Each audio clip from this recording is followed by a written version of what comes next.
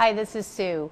We're going to make a pink peppercorn crusted beef tenderloin that is to die for. You're absolutely going to love this dish. So we're going to start with the secret ingredient, which is the pink peppercorn. And we are putting them in a saute pan. Not that we're going to saute them, we're going to crush them with the back of another saute pan, just gently. Now we're going to make our crust. We're going to take our pink peppercorn, we'll put that in a bowl, and we're going to go ahead and mix that with 3 tablespoons of butter, some brown sugar, flour, and a little Dijon mustard. Now we've got our crust ready, and we're going to set that aside. And we're going to go ahead and heat up our pan so that we can brown the beef. The pan is good and hot, so we're going to go ahead and introduce our fat. We're going to start with a little extra virgin olive oil. Now we're going to add to that 3 tablespoons, okay, maybe 4, of butter. You can never have enough butter. The reason we put the olive oil there in the beginning too is to keep that butter from burning. So now that that is all melted in there, we're going to go ahead and take our beef, and we want to brown it on all sides. Only about a minute, maybe a minute and a half a side. See how it's getting nice and brown on one side? Why we're doing this step is to seal in the juices. Anytime you sear meat, it's simply to seal it all together. You kind of cook the outside slightly, and then the juices can't escape when you put them in the oven. Now that our beef is nice and browned, we're going to go ahead and put it in a glass casserole dish.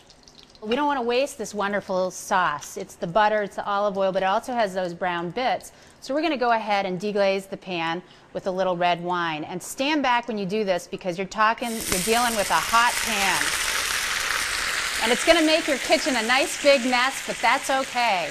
And to that pan, I'm also going to put 2 cups of beef stock. Of course, you always want to salt, not too much, just a little bit. We're going to taste it later to make sure we have the right balance. All right, while that's reducing, we're going to go back over to our beef tenderloin, and we're going to take that crust that we made earlier, and we're going to spread that over the beef. Once you start cooking this, some of the butter and some of the fat will drip off the side, and that's fine. That's going to be the drippings that we're going to use along with the sauce at the end. We've got the oven heated up to 350 degrees, and we're going to put that in the oven, for probably 5 minutes, and then we're going to test it. It should be complete in 10 or 15 minutes.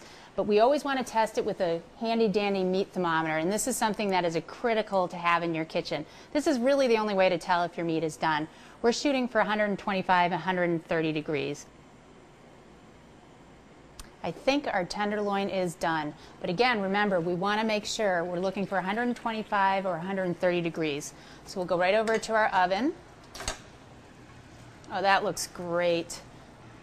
Remember too, when you take your beef out, or any kind of meat actually, a roast, it is going to go up a few degrees when you take it out, and that's okay. So we're going to go ahead and take this out and plate that, and we'll set that right there, and we're letting it rest.